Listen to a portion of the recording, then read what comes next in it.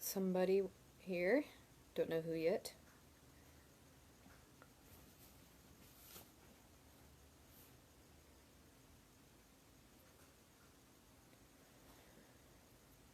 And I've got two people.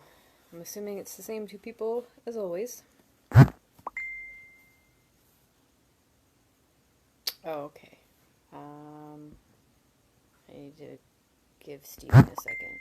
And I'm gonna make my phone be quiet. Okay.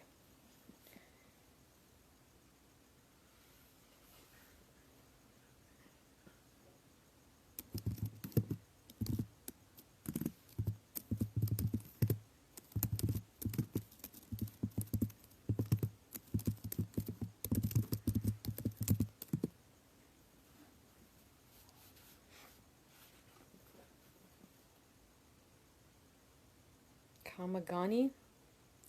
Oh, you're... Oh, cool. Okay, that was fast. Alright. So Kvoth just went through his... What are they called? Admissions thing. That's where we left off. And they're about to confer, or they were about to when we ended that chapter. Now we are on chapter 10, Being Treasured. My tuition was set at 9 talents and 5, better than the 10 talents Manet had predicted, but more than I had had in my purse. I had until tomorrow noon to settle up with the bursar, or I would be forced to miss an entire term. Having to postpone my studies wouldn't have been a tragedy, but only students are allowed to access the university resources, such as the equipment and the artificery. That meant if I couldn't pay my tuition, I would be barred from my work in Kilvin's shop, the only job where I could hope to earn enough money for my tuition. I stopped at the stocks, and Jackson smiled as I approached the open window. "Just sold your lamps this morning," he said. "We squeezed them for a little extra because they were the last ones left." He leafed through the ledger until he found the appropriate page. "Your 60% comes out to 4 talents and 8 jots. After the materials and piecework you used," he ran his finger down a page, "you're left with 2 talents, 3 jots, and 8 drabs." Jackson made a note in the ledger, then wrote me a receipt. I folded the paper carefully and tucked it into my purse. It didn't have the satisfying weight of coins, but it brought my total up to more than 6 talents. So much money, but still not enough. If I hadn't lost my temper with him, and my tuition might have been low enough. I could have studied more or earned more money if I hadn't been forced to hide in my room for almost 2 whole days, weeping and raging with the taste of plum in my mouth. A thought occurred to me. "I should start something new, I guess," I said casually. "I'll need a small crucible, 3 ounces of tin, 2 ounces of bronze, 4 ounces of silver, a spool of fine gold wire, a copper—" "Hold on a second," Jackson interrupted me. He ran a finger back along my name in the ledger. "I don't have you authorized for gold or silver." He looked up at me. "Is that a mistake?" I hesitated, not wanting to lie. "I didn't know you needed authorization," I said. Jackson gave me a knowing grin. "You're not the first one to try something like that," he said. "Rough tuition?" I nodded. He grimaced sympathetically. "Sorry. Kilvin knows stocks could turn into a moneylender's stall if he isn't careful." He closed the ledger. "You'll have to hit the pawn shop like everyone else." I held up my hands, showing him the fronts and backs to make a point of my lack of jewelry. Jackson winced. "That's rough. I know a decent moneylender on Silver Court only charges 10% a month. It's still like having your teeth pulled, but better than most." I nodded and sighed. Silver Court was where the guild moneylenders had their shops. They wouldn't give me the time of day. "It's certainly better than I've gotten in the past," I said. I thought things over while I walked to Imra, the familiar weight of my loot resting on one shoulder. I was in a tight spot, but not a terrible one. No guild moneylender would lend money to an orphan Edema Rue with no collateral, but I could borrow the money from Devi. Still, I wish it hadn't come to that. Not only was her rate of interest extortionate, but I worried what favors she might require of me if I ever defaulted my loan. I doubted they would be small, or easy, or entirely legal. Such were the turnings of my thoughts as I made my way over Stonebridge. I stopped by an apothecary, then made my way up to the Grey Man. Opening the door, I saw the Grey Man was a boarding house. There was no common room where people could gather and drink. Instead, there was a small, richly appointed parlor, complete with a well-dressed porter who eyed me with an air of disapproval, if not outright distaste. "Can I help you, young sir?" he asked as I came in the door. "I'm calling on a young lady," I said, "by the name of Danail." He nodded. "I shall go and see if she is in." "Don't trouble yourself," I said, moving toward the stairs. "She's expecting me." The man moved to block my way. "I'm afraid that isn't possible," he said, "but I will be glad to see if the lady is in." He held out his hand. I looked at it. "Your calling card?" he asked, "that I might present it to the young lady." "How can you give her my card if you aren't sure she's in?" I asked. The porter gave me the smile again. It was gracious, polite, and so sharply unpleasant that I took special note of it, fixing it in my memory. A smile like that is a work of art.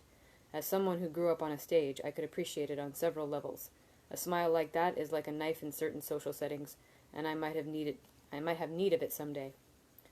"Ah," the porter said, "the lady is in," he said with a certain emphasis, "but that does not necessarily mean she is in for you."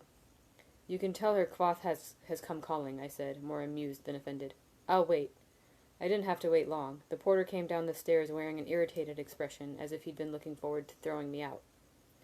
"This way," he said. I followed him upstairs. He opened a door, and I swept past him with what I hoped was an irritating amount of dismissive aplomb, and the obligatory cat appearance. It was a sitting room with wide windows that let in the late afternoon sun, large enough to seem spacious despite the scattered chairs and couches. A hammer dulcimer sat against the far wall, and one corner of the room was entirely occupied by a massive Modigan great harp. Denna stood in the center of the room wearing a green velvet dress. Her hair was arranged to display her elegant neck to good effect, revealing the emerald teardrop earrings and matching necklace at her throat. She was talking to a young man who was, the best word I can think of is pretty. He had a sweet, clean-shaven face with wide, dark eyes. "Are you trying to find a lap?" My legs are crossed, so he's confused. He doesn't know where to lie down. You'll figure it out, buddy. Or you'll fall over. Either way. He had the look of a young noble who had been down on his luck too long for it to be a temporary thing. His clothing was fine, but rumpled. His dark hair was cut in a style obviously meant to be curled, but it hadn't been tended to recently. His eyes were sunken. This cat is having a hard time figuring things out. What are you doing? What are you doing? Okay. It hadn't been tended to recently. His eyes were sunken as if he hadn't been sleeping well. Denna held out her hands to me. "Kvothe," she said, come meet Joffrey." Of course his name is Joffrey. "Pleasure to meet you, Kvothe," Joffrey said. "Danail has told me quite a bit about you. You're a bit of a, wizard?" His smile was open and utterly guileless. "Arcanist, actually." That was smooth. I said, as politely as possible. "Wizard brings too much storybook nonsense to mind. People expect us to wear dark robes and fling out the entrails of birds. And yourself?" "Joffrey is a poet," Denna said, "and a good one, though he'll deny it." "I will," he admitted, then his smile faded. "I have to go. I have an appointment with folk who shouldn't be kept waiting." He gave Denna a kiss on the cheek, shook my hand warmly, and left. Denna watched the door close behind him. "He's a sweet boy." "You say that as if you regret it," I said. "If he were a little less sweet, he might be able to fit two thoughts in his head at the same time. Maybe they would rub together and make a spark. Even a little smoke would be nice. Then at least it would look like something was happening in there." She sighed. "Is he really that thick?" She shook her head. "No, he's just trusting. Hasn't got a calculating bone in his body, and he's done nothing but make bad choices since he got here a month ago." I reached into my cloak and brought out a pair of small, cloth-wrapped bundles, one blue, one white. "I've brought you a present." Denna reached out to take them, looking slightly puzzled. What had seemed like such a good idea a few hours ago now seemed rather foolish. "They're for your lungs," I said, suddenly embarrassed. "I know you have trouble sometimes." She tilted her head to one side. "And how do you know that, pray tell?" "You mentioned it when we were in Trayvon," I said. "I did some research." I pointed. "That one you can brew in a tea. Featherbite, dead nettle, lahatum." I pointed to the other. That one you boil the leaves in some water and breathe the vapor coming off the top." Denna looked back and forth between the packages. "I've written instructions on slips of paper inside," I said. "The blue one is the one you're supposed to boil and breathe the vapor," I said. "Blue for water, you see." She looked up at me. "Don't you make good tea with water, too?" I blinked at that, then flushed and started to say something, but Denna laughed and shook her head. "I'm teasing you," she said gently. Thank you. This is the sweetest thing anyone's done for me in a long while. Denna walked over to a chest of drawers and tucked the 2 bundles carefully into an ornate wooden box. You seem to be doing fairly well for yourself, I said, gesturing to the well-appointed room. Denna shrugged, looking around the room indifferently. Kellen is doing well for himself, she said. I merely stand in his reflected light. I nodded my understanding. I'd thought perhaps you found yourself a patron. Nothing so formal as that. Kellen and I are walking about together, as they say in Modig, and he is showing me my way around the harp. She nodded to where the instrument loomed hugely in the corner. Care to show me what you've learned? I asked. Denna shook her head, embarrassed. Her hair slid down around her shoulders as she did so. I'm not very good yet. I will restrain my natural urge to jeer and hiss, I said, graciously. Denna laughed. Fine, just a bit. She walked behind the harp and drew up a tall stool to lean against. Then she lifted her hands to the strings, paused for a long moment, and began to play. The melody was a variant of Bellwether. I smiled. Her playing was slow, almost stately. Too many people think speed is... Whoa. Not that way. Cat problems. Where am I? Oh, where did I... I just completely lost my place. Sorry. Wait, did I? Oh, I turned the page. Okay. Too many people think speed is the hallmark of a good musician. It's understandable. What Marie had done at the Aeolian was amazing, but how quickly you can finger notes is the smallest part of music. The real key is timing. It is like telling a joke. Anyone can remember the words, anyone can repeat it, but making someone laugh requires more than that. Telling a joke faster doesn't make it funnier. As with many things, hesitation is better than hurry. This is why there are so few true musicians. A lot of folks can sing... He really wants to be pet right now. It's very important. A lot of folks can sing or saw out a tune on a fiddle. A music box can play a song flawlessly again and again, but knowing the notes isn't enough.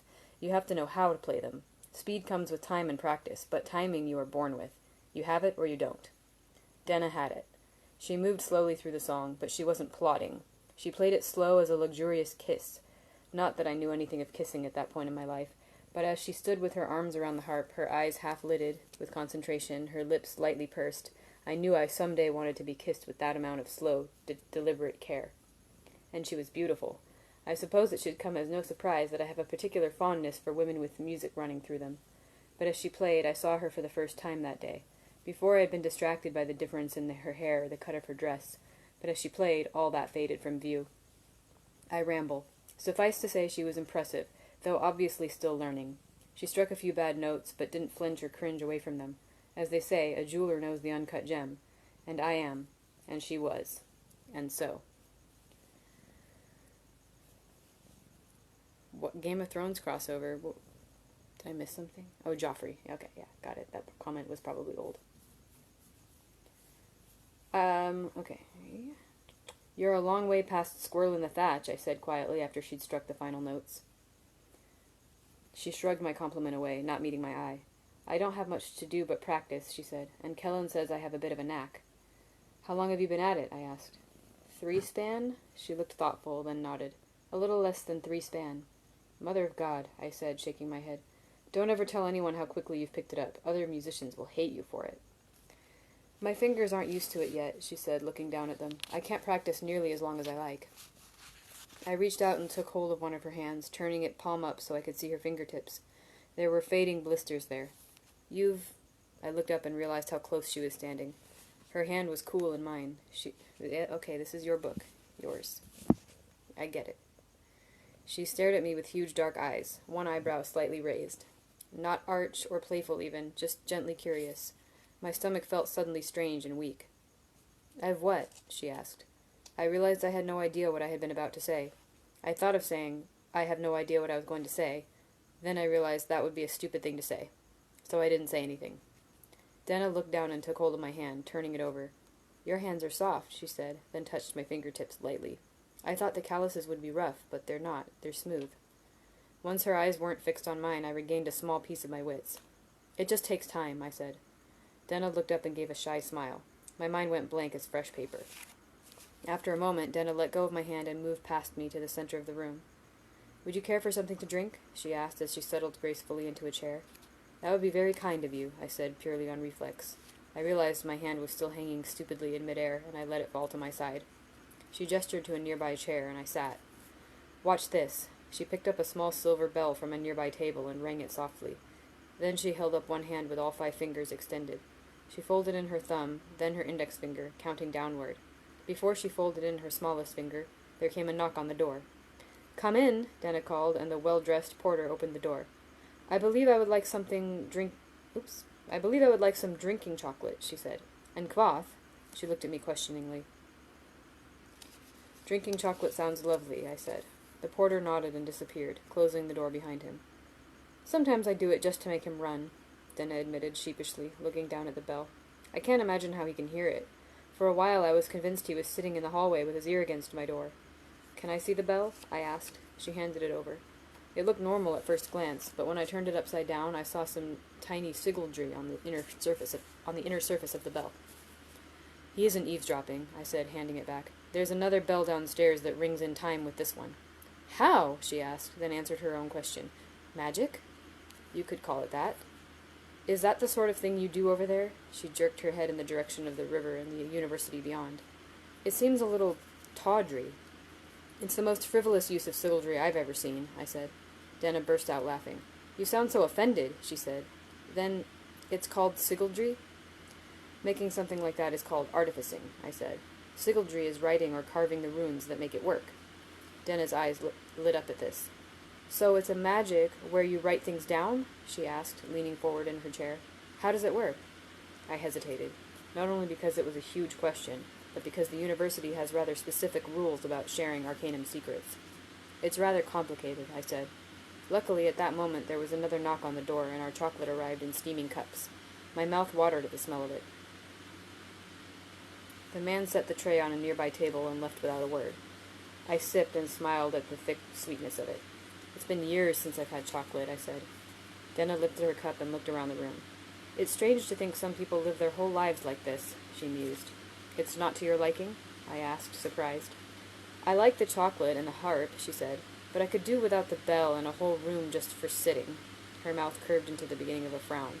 "And I hate knowing someone is set to guard me like I'm a treasure someone might try to steal." "You're not to be treasured, then?" She narrowed her eyes over the top of her cup, as if she wasn't sure how serious I was. "I don't fancy being under lock and key," she clarified with a grim note in her voice. "I don't mind being given rooms, but they aren't really mine if I'm not free to come and go." I raised an eyebrow at that, but before I could say anything, she waved her hand dismissively. "It's not like that, really," she sighed. "But I don't doubt Kellen is informed of my comings and goings. I know the porter tells him who comes calling. It rankles a bit, is all." She gave a crooked smile. "I suppose that seems terribly ungrateful, doesn't it?" "Not at all," I said. "When I was younger, my troupe traveled everywhere, but every year we would spend a few span at our patron's estate, performing for his family and his guests." I shook my head at the memory. Baron Greyfollow was a gracious host. We sat at his own table. He gave us gifts. I trailed off, remembering a regiment of tiny lead soldiers he'd given me. I shook my head clear at the thought. But my father hated it, climbed the walls. He couldn't tolerate the feeling of being at someone's beck and call. "Yes," Denna said, "that's exactly it. If Kellen says he might pay me a visit on such and such evening, I suddenly feel I've had one foot nailed to the floor. If I leave, I'm being obstinate and rude, but if I stay, I feel like a dog waiting by the door." We sat for a moment in silence. Denna twirled the ring on her finger absent-mindedly, sunlight catching the pale blue stone. "Still," I said, looking around, "they are nice rooms." "They're nice when you're here," she said. Several hours later, I climbed a narrow flight of stairs behind a butcher's shop. There was a faint, pervasive smell of rancid fat from the alley below, but I was smiling. An afternoon with Denna entirely to myself was a rare treat, and my step was surprisingly light for someone about to make a deal with a demon. I knocked on the solid wooden door at the top of the steps and waited. No guild moneylender would trust me with a bent penny, but there are always folk willing to lend money. Poets and other romantics call them copperhawks, or sharps, but Gaelet is the better term. They are dangerous people, and wise folk steer well clear of them. The door opened a crack, then swung wide, revealing a young woman with a pixie face and strawberry blonde hair. "Kvath!" Devi exclaimed. "I worried I might not see you this term." A weird way to say that. I stepped inside, and Devi bolted the door behind me. The large, windowless room smelled pleasantly of Cinna's fruit and honey, a refreshing change from the alley. One side of the room was dominated by a huge canopy bed, its dark curtains drawn. On the other side were a fireplace, a large wooden desk, and a standing bookshelf 3/4 full. I wandered over to eye the titles while Devi locked and barred the door.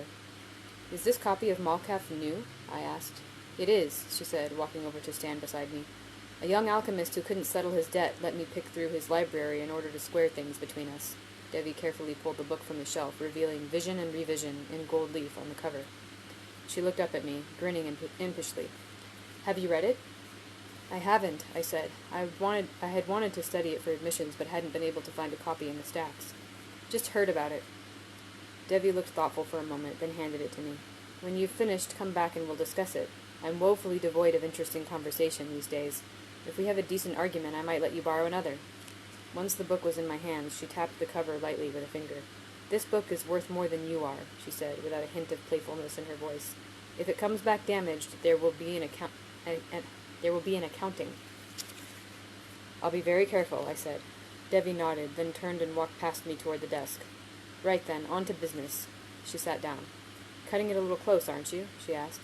Tuition needs to be paid before noon tomorrow."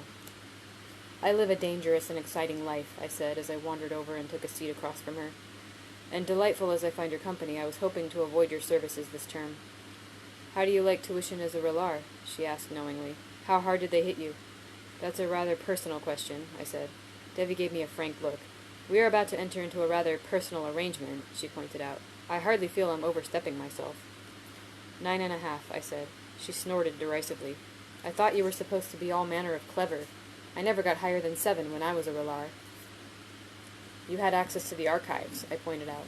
"I had access to vast stores of intellect," she said matter-of-factly. "Plus, I am cute as a button." She gave a grin that brought out dimples in both her cheeks. "You are shiny as a new penny," I admitted. "No man can hope to stand against you." Some women have trouble keeping their feet as well,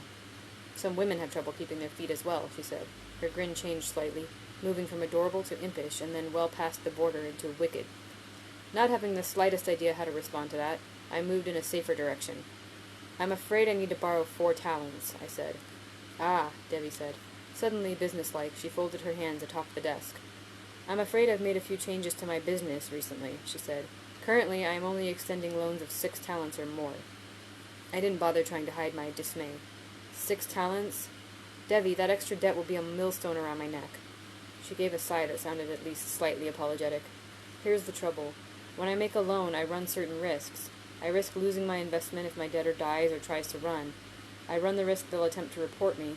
I run the risk of being brought up against the Iron Law, or worse, the Moneylenders Guild. You know I'd never try something like that, Devi. The fact remains," Devi continued. "My risk is the same, no matter if the loan is small or large. Why should I take those risks for small loans?" "Small?" I asked. "I could live for a year on 4 talents." She tapped the desk with a finger, pursing her mouth. "Collateral?" "The usual," I said, giving her my best smile. "My boundless charm."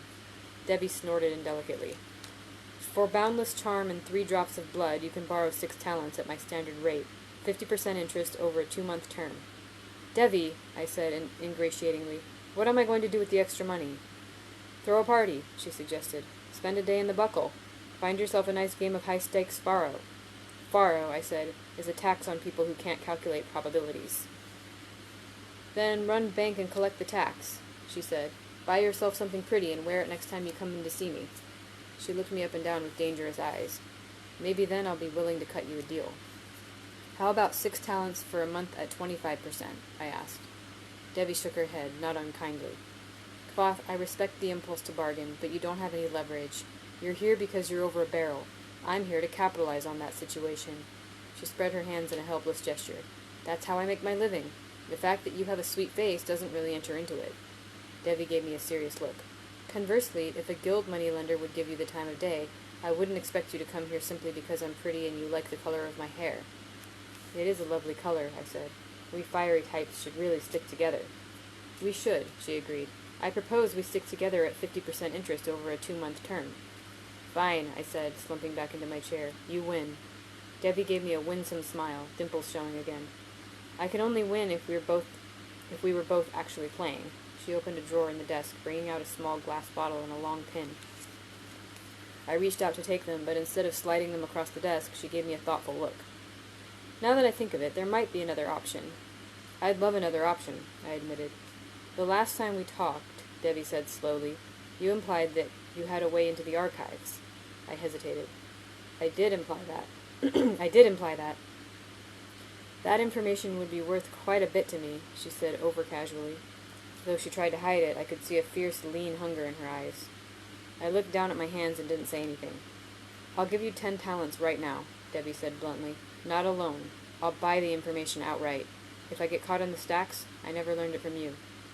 I thought of everything I could do with 10 talents. New clothes, a loot case that wasn't about to fall to pieces, paper, gloves for the coming winter. I sighed and shook my head. 20 talents, Debbie said, and guild rates on any loans you want in the future. 20 talents would mean half a year of worry-free tuition. I could pursue my own projects in the fishery rather than slaving away at deck lamps. I could buy tailored clothes, fresh fruit.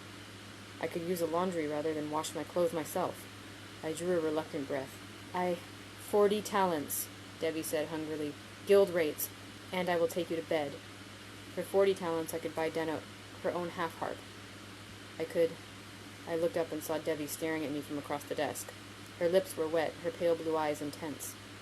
She shifted her shoulders back and forth in the slow, unconscious motion of a cat before it pounces. I thought of Ari, safe and happy in the Underthing. What would she do if her tiny kingdom was invaded by a stranger? I'm sorry, I said. I can't. Getting in is complicated. It involves a friend, and I don't think they'd be willing. I decided to ignore the other part of her offer, as I hadn't the slightest idea what to say about it. There was a long, tense moment. God damn you, Debbie said at last. You sound like you're telling the truth. I am, she said. I said. It's unsettling, I know. God damn, she scowled as she pushed the bottle and pin across the desk. I pricked the back of my hand and watched the blood well up and roll down my hand to fall into the bottle. After 3 drops, I tipped the pin into the mouth of the bottle as well.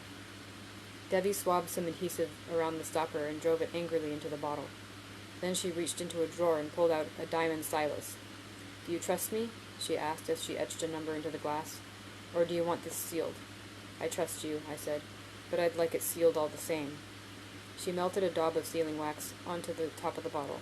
I pressed my talent pipes into it, leaving a recognizable impression. Reaching into another drawer, Debbie brought out 6 talents and clattered them onto the desk. The motion might have seemed petulant if her eyes hadn't been so hard and angry. I'm getting in there one way or another, she said with a chill edge to her voice. Talk to your friend. If you're the one that helps me, I'll make it worth your time. That's the end of that chapter.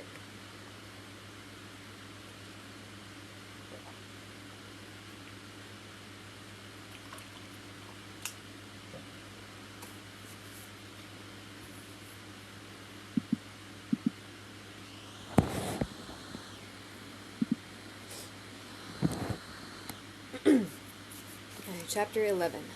Haven. I returned to the university in good spirits despite the burden of my new debt. I made a few purchases, gathered up my loot, and headed out over the rooftops. From the inside, Mainz was a nightmare to navigate, a maze of irrational hallways and stairways leading nowhere, but moving across its jumbled rooftops was easy as anything. I made my way to a small courtyard that, at some point in the building's construction, had become completely inaccessible, trapped like a fly in amber. Ari wasn't expecting me, but this was the first place I'd met her, and on clear nights she sometimes came to watch the stars. I checked to make sure the classrooms overlooking the courtyard were dark and empty. Then I brought out my lute and began to tune it. I had been playing for almost an hour when I heard a rustling movement in the overgrown courtyard below. Then Ari appeared, scurrying up the overgrown apple tree and onto the roof. She ran toward me, her bare feet skipping lightly across the tar, her hair blowing behind her. I heard you, she said as she came close. I heard you all the way down in the vaults. I seem to remember, I said slowly, that I was going to play music for someone. Me! She held both her hands close to her chest, grinning. She moved from foot to foot, almost dancing with her eagerness. Play for me! I have been as patient as 2 stones together, she said. You are just in time. I could not be as patient as 3 stones. Well, I said hesitantly, I suppose it all depends on what you've brought me. She laughed, rising up onto the balls of her feet, her hands still together, close to her chest. What did you bring me? I knelt and began to untie my bundle. I've brought you 3 things, I said. How traditional, she said, grinning. You are quite the proper young gentleman tonight. I am. I held up a heavy dark bottle. She shook it with both hands. Who made it? Bees, I said, and brewers in Braden. Ari smiled. That's 3 bees, she said, and set the bottle down by her feet. I brought out a round loaf of fresh barley bread. She reached out and touched it with a finger, then nodded approvingly. Last, I brought out a whole smoked salmon. It had cost 4 drabs by itself, but I worried Ari didn't get enough meat in whatever she managed to scrounge up when I wasn't around. It would be good for her. Ari looked down at it curiously, tilting her head to look into its single staring eye. Hello, fish, she said. Then she looked back up at me. Does it have a secret? I nodded. It has a harp instead of a heart. She looked back down at it. No wonder it looks so surprised. Ari took the fish out of my hands and laid it carefully on the roof. Now stand up. I have 3 things for you, as is only fair. I came to my feet, and she held out something wrapped in a piece of cloth. It was a thick candle that smelled of lavender. What's inside of it? I asked. Happy dreams, she said. I put them there for you. I turned the candle over in my hands, a suspicion forming. Did you make this yourself? She nodded and gave a delighted grin. I did. I am terribly clever. I tucked it carefully into one of the pockets of my cloak. Oh, was there a noise that startled you, buddy? Okay, bye. Okay. Please don't knock over everything. Okay. Where was I? I tucked it carefully into one of the pockets of my cloak. Thank you, Ari. Ari grew serious. Now close your eyes and bend down so I can give you your second present. Puzzled, I closed my eyes and bent at the waist, wondering if she had made me a hat as well. I felt her hands on either side of my face, then she gave me a tiny, delicate kiss in the middle of my forehead. Surprised, I opened my eyes, but she was already standing several steps away, her hands clasped nervously behind her back. I couldn't think of anything to say. Ari took a step forward. You are special to me, she said seriously, her face grave. I want you to know I will always take care of you. She reached out tentatively and wiped at my cheeks. No, none of that tonight. This is your 3rd present. If things are bad, you can come and stay with me in the underthing. It is nice there, and you will be safe. Thank you, Ari, I said as soon as I was able. You are special to me, too. Of course I am, she said matter-of-factly. I am as lovely as the moon. I collected myself while Ari skipped over to a piece of metal piping that jutted from a chimney and used it to pry the cap off the bottle. Then she brought it back, holding it carefully with both hands. Ari, I asked, aren't your feet cold? She looked down at them. The tar is nice, she said, wriggling her toes. It's still warm from the sun. Would you like a pair of shoes? What would they have in them? She asked. Your feet, I said. It's going to be winter soon. She shrugged. Your feet will be cold. I don't come out on top of things in the winter, she said. It isn't very nice. Before I could respond, Elodin stepped around a large brick chimney as casually as if he were out for an afternoon stroll.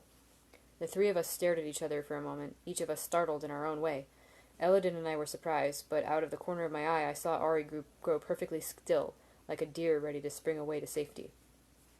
Master Elodin, I said in my gentlest, friendliest tones, desperately hoping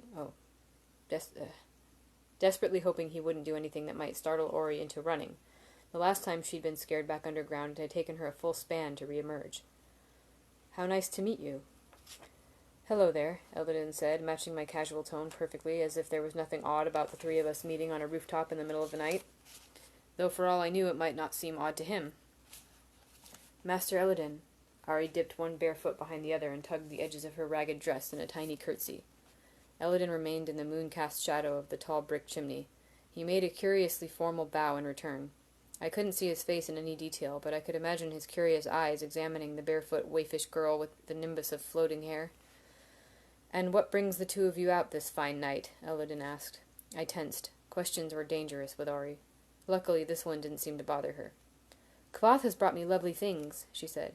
He brought me bee beer and barley bread and a smoked fish with a harp where its heart should be. Ah, Elodin said, stepping away from the chimney. He patted his robes until he found something in a pocket. He held it out to her.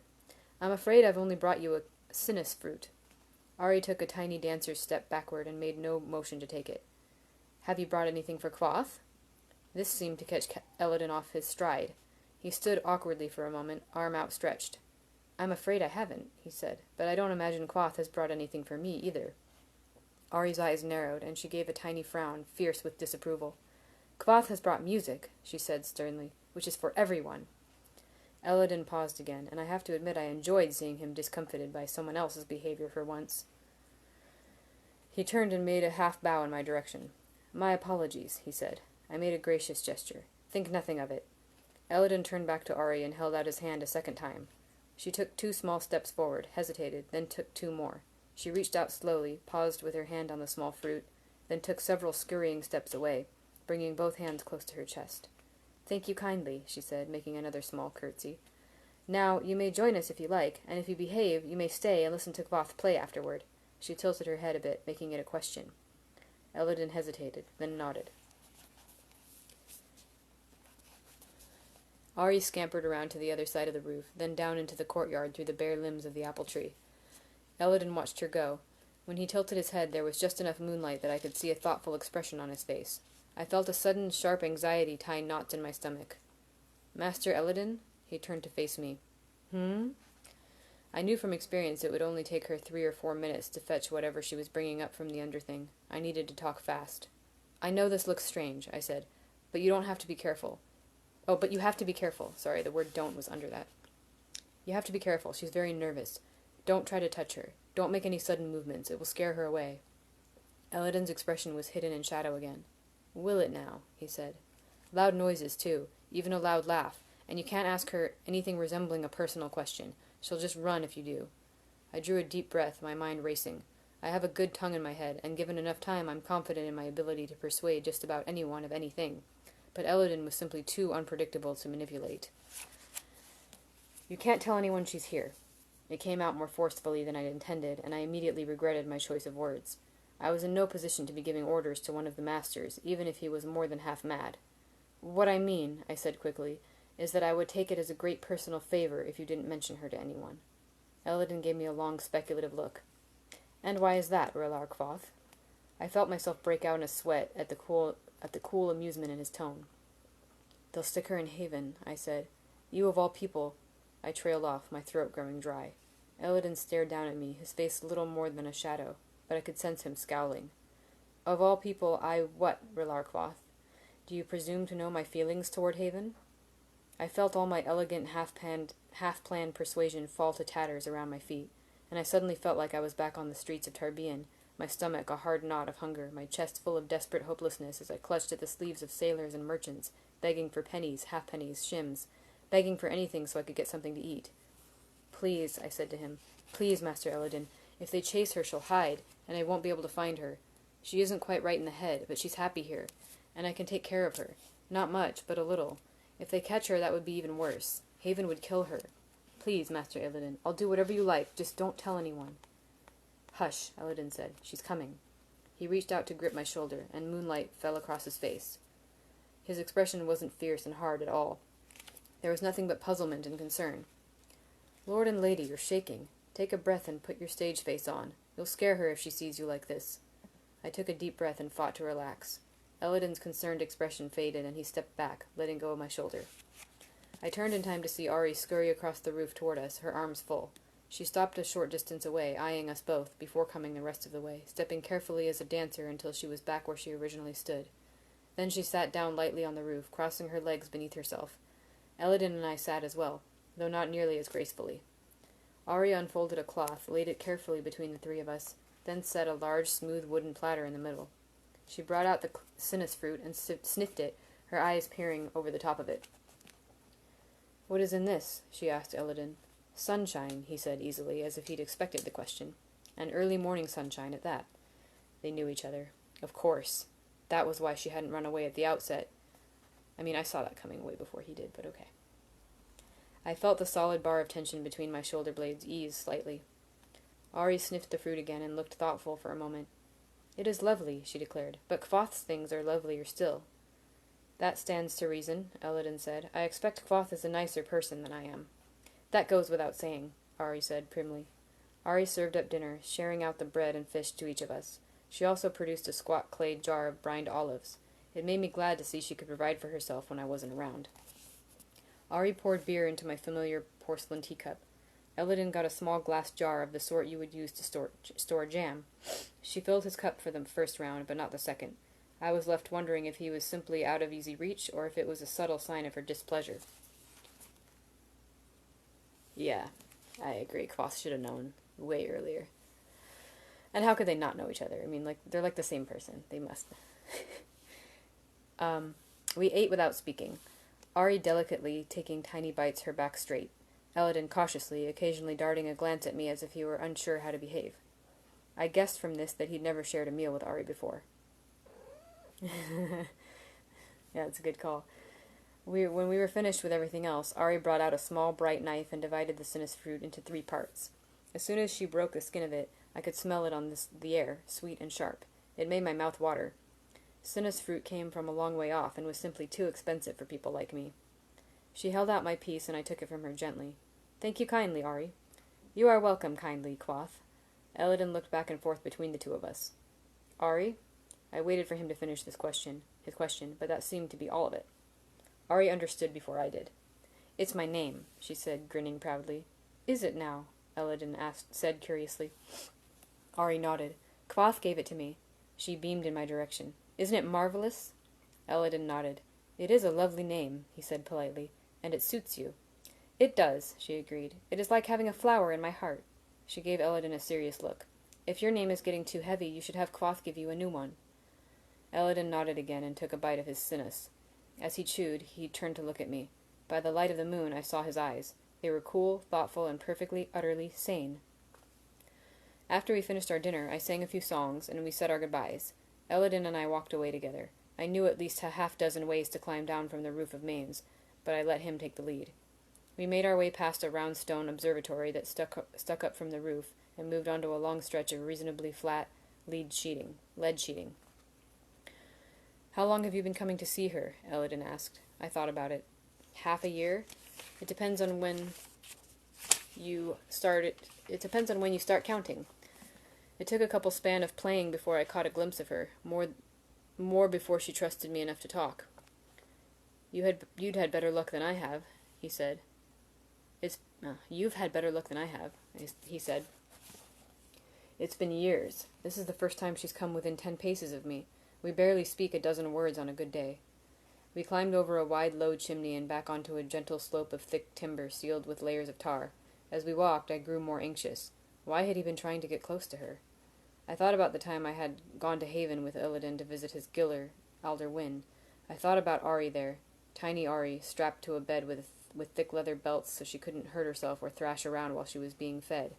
I stopped walking. Illidan took a few more steps before turning to look at me. "She's my friend," I said slowly. He nodded. "That much is obvious." "And I don't have enough friends that I could bear to lose one," I said. "Not her. Promise me you won't tell anyone about her or bundle her off to Haven.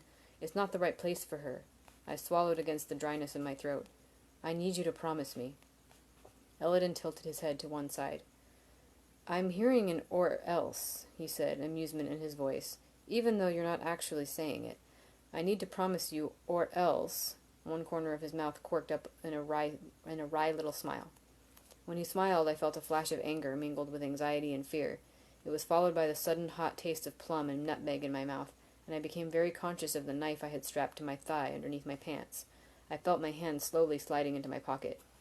Then I saw the edge of the roof a half-dozen feet behind Elodin, and I felt my feet shift slightly, getting ready to sprint and tackle him, bearing us both off the roof and down to the hard cobblestones below. I felt a sudden cold sweat sweep over my body and closed my eyes. I took a deep, slow breath, and the taste in my mouth faded. I opened my eyes again. "I need you to promise me," I said, "or else I'll probably do something stupid beyond all mortal ken." I swallowed. "And both of us will end up the worse for it." Elodin looked at me. "What a remarkably honest threat," he said. "Normally they're much more growlish and gristly than that." "Gristly?" I asked, emphasizing the T. "Don't you mean grizzly?" "Both," he said. "Usually there's a lot of 'I'll break your knees, I'll break your neck.'" He shrugged. "Makes me think of gristle, like when you're boning a chicken." "Ah," I said. "I see." We stared at each other for a moment. "I'm not going to send anyone to take her in," he said at last. "Haven is the proper place for some folk. It's the only place for a lot of them.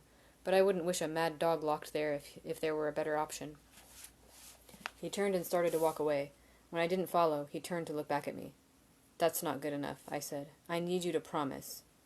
I swear on my mother's milk, Elodin said. I swear on my name and my power. I swear it by the ever-moving moon.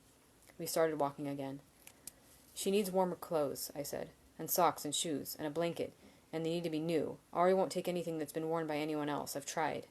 She won't take them from me, Elodin said. I've left things out for her. She won't touch them. He turned to look at me.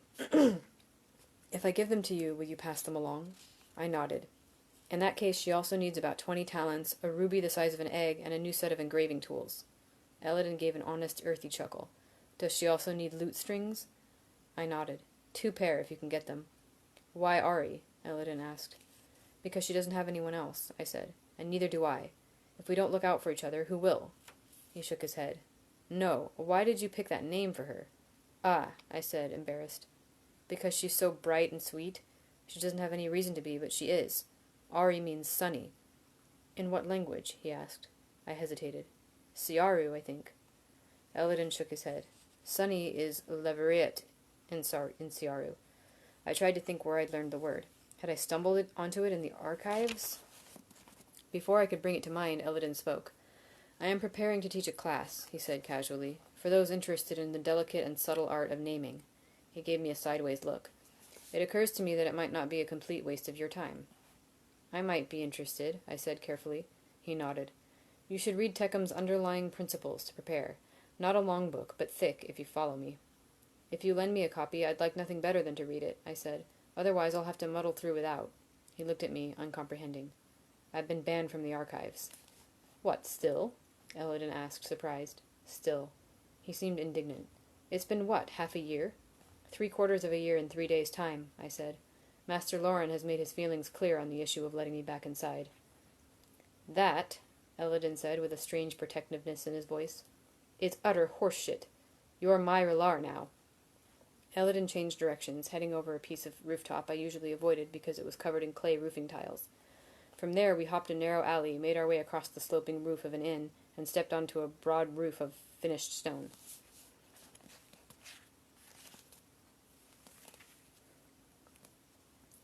Eventually we came to a wide window with the warm glow of candlelight behind it.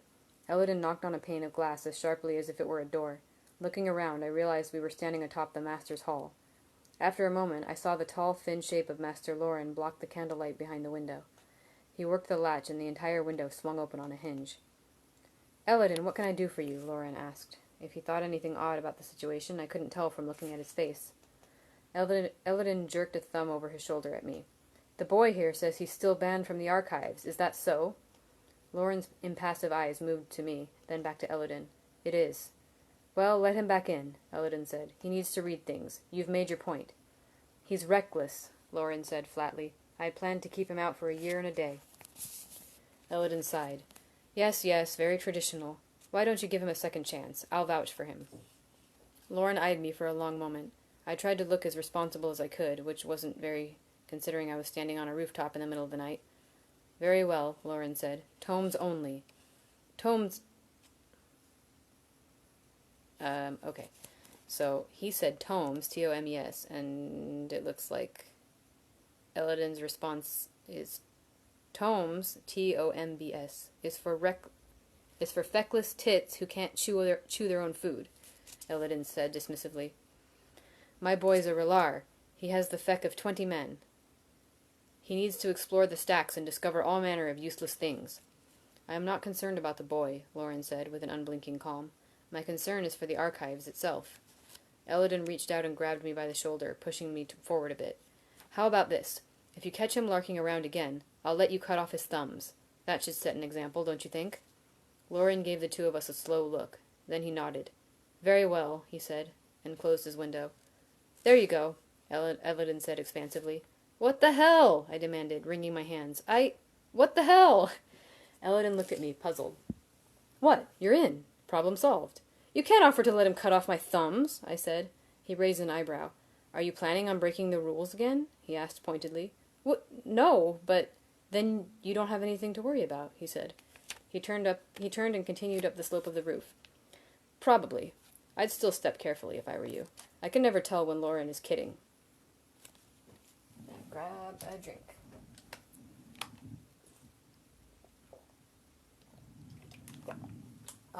Yeah, I'm a little confused too about the plum thing. It's making it seem like he still has some lasting effects from it. So we'll see where that leads to. I have a feeling that's going to be a thing later. Oh, my cats are being adorable. They're all cuddling with each other.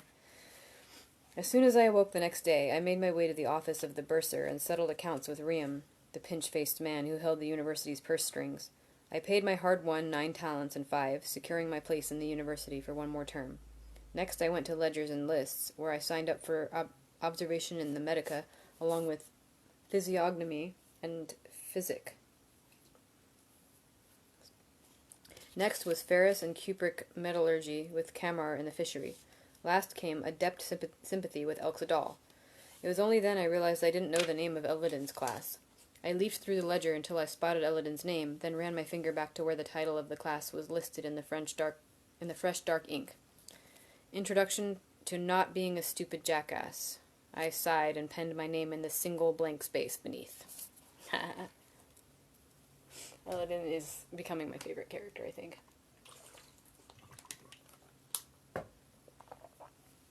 Can we do one more? Yeah, I'm gonna do one more. Seems like a lot of these are like long, long, short, long, long, short. There seems to be an actual pattern this time. It's not quite as random. Chapter 12, The Sleeping Mind. When I stirred awake the next day, my first thought was of Elodin's class. There was an excited flutter in my stomach. After long months of trying to get Master Namer to teach me, I was finally going to get a chance to study naming. Real magic. To Borlin the Great magic. Ah, my nose. But work came before play. Elodin's class didn't meet until noon. With Devi's debt hanging over my head, I needed to squeeze in a couple hours' work at the fishery. That is a class a lot of people should take. I like how he was he made that entire class just for him. When I entered Kilvin's workshop, the familiar din of 100 busy hands washed over me like music. While it was a dangerous place, I found it oddly relaxing. Many students resented my quick rise through the ranks of the Arcanum, but I'd earned a grudging respect from most of the other artificers. I saw Manet working near the kilns and started to wind my way through the busy work tables toward him. Manet always knew what work paid best. Kvath! The huge room grew quiet, and I turned to see Master Kilvin standing in the doorway of his office. He made a curt beckoning gesture and stepped back inside his office. Sound slowly filled the room as the students returned to their work, but I could feel their eyes on me as I made my way across the room, weaving between the work tables. As I came closer, I saw Kilvin through the wide window of his office, writing on a wall-mounted slate. He was 1/2 foot taller than me, with a chest like a barrel. His great bristling beard and dark eyes made him look even larger than he really was. I knocked politely on the doorframe, and Kilvin turned, setting down his chalk. Relar Kvath, come in. Close the door. Anxiously, I stepped into the room and pulled the door shut behind me. The clatter and din of the workshop was cut off so completely that I expected Kilvin must have some cunning sigildry in place that muffled the noise. Oh, give me some of that for my apartment, please. The result was an almost eerie quiet in the room. Kilvin picked up a piece of paper from the corner of his work table. I have heard a distressing thing, he said. Several days ago a girl came to Stocks. She was looking for a young man who had sold her a charm. He looked me in the eye. Do you know anything about this? I shook my head. What did she want? We do not know, Kilvin said. Elir Basil was working in Stocks at the time. He said the girl was young and seemed rather distressed. She was looking for... He glanced down at the paper. A young wizard. She didn't know his name, but described him as being young, red-haired, and pretty. Kilvin set down the piece of paper. Basil said she grew increasingly upset as they spoke. She looked frightened, and when he tried to get her name, she ran off crying. He crossed his huge arms in front of his chest, his face severe. So I ask you plainly, have you been selling charms to young women? The question caught me by surprise. Charms? I asked. Charms for what? That you should tell me, Kilvin said darkly. Charms for love or luck, to help a woman catch with child, or to prevent the same. Amulets against demons and the like. Can such things be made? I asked. No, Kilvin said firmly, which is why we do not sell them. His dark eyes settled heavily onto me. So I ask you again, have you been selling charms to ignorant townsfolk? I was so unprepared for the accusation that I couldn't think of anything sensible to say in my defense. Then the ridiculousness of it struck me, and I burst out laughing. Kilvin's eyes narrowed. "This is not amusing, Rilar Quoth. Not only are such things expressly forbidden by the university, but a student who would sell false charms—" Kilvin trailed off, shaking his head. "It reveals a profound flaw of character." "Master Kilvin, look at me," I said, plucking at my shirt. "If I was tricking gullible townsfolk out of their money, I wouldn't have to wear second-hand homespun." Kilvin looked over, as if noticing my clothes for the first time. "True," he said. "However, one might think a student of lesser means would be more tempted to such actions." "I've thought of it," I admitted. "With a penny's worth of iron and 10 minutes' easy sliggaldry, I could make a pendant that was cold to the touch. It wouldn't be hard to sell such a thing," I shrugged. "But I'm well aware that would fall under fraudulent purveyance. I wouldn't risk that." Kilvin frowned. "A member of the Arcanum avoids such behavior because it is wrong," Rilar Quoth, "not because there is too much risk." I gave him a forlorn smile. "Master Kilvin, if you had that much faith in my moral grounding, we wouldn't be having this conversation." His expression softened a little, and he gave me a small smile. "I admit I would not expect such of you, but I have been surprised before. I would be remiss in my duty if I did not investigate such things." "Did this girl come to complain about the charm?" I asked. Kilvin shook his head. "No, as I said, she left no message, but I am at a loss as to why else a distressed young girl with a charm would come looking for you, knowing your description but not your name." He raised an eyebrow at me, making it a question. I sighed. "Do you want my honest opinion, Master Kilvin?" Kilvin raised both eyebrows at that. "Always, Rilar Quoth." "I expect someone is trying to get me into trouble," I said. "Compared to dosing me with an alchemical poison, spreading rumors was practically genteel behavior for Ambrose." Kilvin nodded, absent-mindedly smoothing down his beard with one hand. "Yes, I see." He shrugged and picked up his piece of chalk. "Well, then, I consider this matter resolved for the moment." He turned back to the slate and glanced over his shoulder at me.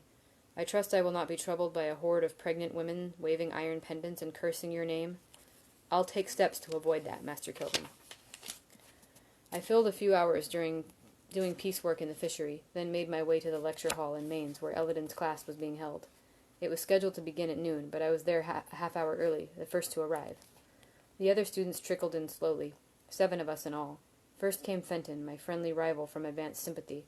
Then Fela arrived with Brianne, a pretty girl of about 20, with sandy hair cut in the fashion of a boy's. We chatted and introduced ourselves. Jarrett was a shy Modigan I'd seen in the Medica. I recognized the young woman with bright blue eyes and honey-colored hair as Inissa, but it took me a while to remember where I'd met her. She was one of Simmons' countless short-lived relationships. Last was Uresh, nearly 30 and a full elfa. His complexion and accent marked him as coming all the way from the Lanat. The noon bell struck, but Elodin was nowhere to be seen. 5 minutes passed, then 10. It wasn't until noon that Elodin breathed into the hall, carrying a loose armful of papers. He dropped them onto a table and began to pace back and forth directly in front of us. "Several things should be made perfectly clear before we start," he said, without any introduction or apology for his lateness. "First, you must do as I say. You must do it to the best of your ability, even when you don't see the reasons for it. Questions are fine, but in the end, I say, you do." He looked around. "Yes?" We nodded or murmured affirmative noises. "Second, you must believe me when I tell you certain things. Some of the things I tell you may not be true, but you must believe them anyway until I tell you to stop." He looked at each of us. "Yes?" I wondered vaguely if he had began every lecture this way. Elodin noticed the lack of an affirmative from my direction. He glared at me, irritated. "We aren't to the hard part yet," he said. "I'll do my best to try," I said. "With answers like that, we'll make you a barrister in no time," he said sarcastically. "Why not just do it, instead of doing your best to try?" I nodded. It seemed to appease him, and he turned back to the class as a whole. "There are 2 things you must remember. First, our names shape us, and we shape our names in turn." He stopped his pacing and looked at us. "Second, even the simplest name is so complex that your mind could never begin to feel the boundaries of it, let alone understand it well enough for you to speak it." There was a long stretch of quiet. Elodin waited, staring at us. Finally Fenton took the bait. "If that's the case, how can anyone be a namer?" "Good question," Elodin said. "The obvious answer is that it can't be done, that even the simplest of names is well beyond our reach." He held up a hand. "Remember, I am not speaking of the small names we use every day, the calling names like tree and fire and stone. I am talking about something else entirely." He reached into a pocket and pulled out a river stone, smooth and dark. Describe the precise shape of this. Tell me of the weight and pressure that forged it from sand and sediment. Tell me how the light reflects from it. Tell me how the world pulls at the mass of it, how the wind cups it as it moves through the air. Tell me how the traces of its iron will feel at the calling of a lodestone. All of these things and 100,000 more make up the name of this stone. He held it out to us at arm's length. This single, simple stone. Elladan lowered his hand and looked at us. Can you see how complex even this simple thing is? If you studied it for a long month, perhaps you would come to know it well enough to glimpse the outward edges of its name. Perhaps. This is the problem namers face. We must understand things that are beyond our understanding. How can it be done? He didn't wait for an answer, and instead picked up some of the paper he'd brought in with him, handing each of us several sheets. In 15 minutes I will toss this stone. I will stand here. He set his feet. Facing thus. He squared his shoulders. I will throw it underhand with about 3 grip of force behind it. I want you to calculate in what manner it will move through the air so you can have your hand in the proper place to catch it when the time comes. Elladan set the stone on a desk. Proceed. I set to the problem with a will. I drew triangles and arcs. I calculated, guessing at formulas I couldn't quite remember. It wasn't long before I grew frustrated at the impossibility of the task. Too much was unknown. Too much was simply impossible to calculate. After 5 minutes on our own, Elladan encouraged us to work as a group. That was when I first saw Urish's talent with numbers. His calculations had outstripped mine to such a degree that I couldn't understand much of what he was doing. Fela was much the same, though she had also sketched a detailed series of parabolic arcs. The 7 of us discussed, argued, tried, failed, tried again. At the end of 15 minutes we were frustrated. Myself especially. I hate problems I cannot solve. Elladan looked to us as a group. So what can you tell me? Some of us started to give our half answers or best guesses, but he waved us into silence. What can you tell me with certainty? After a moment, Fela spoke up. We don't know how the stone will fall. Elladan clapped his hands approvingly. Good! That is the right answer. Now watch. He went to the door and stuck his head out. Henry, he shouted. Yes, you. Come here for a second. He stepped back from the door and ushered in one of Jameson's runners, a boy no more than 8 years old. Elladan took a half-dozen steps away and turned to face the boy. He squared his shoulders and grinned a mad grin. Catch, he said, lofting the stone at the boy. Startled, the boy snatched it out of the air. Elladan applauded wildly, then congratulated the bewildered boy before reclaiming the stone and hurrying him back out the door. Our teacher turned to face us. So, Elladan asked, how did he do it? How could he calculate in a second what 7 brilliant members of the Arcanum could not figure in a quarter hour? Does he know more geometry than Fela? Are his numbers quicker than Uresh's? Should we bring him back and make him a Relar? We laughed a bit, relaxing. My point is this. In each of us there is a mind we use for all our waking deeds. But there is another mind as well, a sleeping mind. It is so powerful that the sleeping mind of an 8-year-old can accomplish in 1 second what the waking minds of 7 members of the Arcanum could not in 15 minutes. He made a sweeping gesture. Your sleeping mind is wide and wild enough to hold the names of things. This I know because sometimes this knowledge bubbles to the surface. Inissa has spoken the name of iron. Her waking mind does not know it, but her sleeping mind is wiser. Something deep inside Fela understands the name of stone. Elladan pointed at me. Kvath has called the wind. If we are to believe the writings of those long dead, his is the traditional path. The wind was the name aspiring namers sought and caught when things were studied here so long ago. He went quiet for a moment, looking at us seriously, his arms folded. I want each of you to think on what name you would like to find. It should be a small name, something simple, iron or fire, wind or water, wood or stone. It should be something you feel an affinity toward.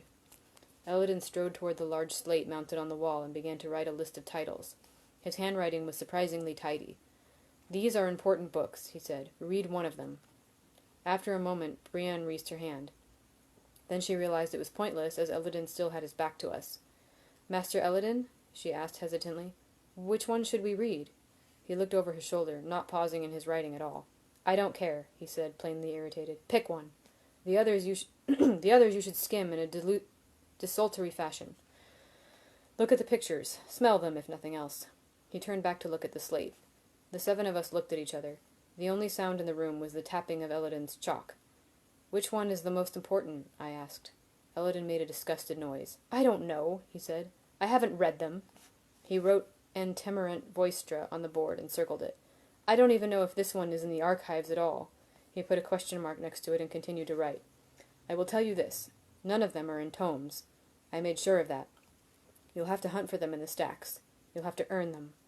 He finished the last title and took a step back, nodding to himself. There were 20 books in all. He drew stars next to 3 of them, underlined 2 others, and drew a sad face next to the last one on the list.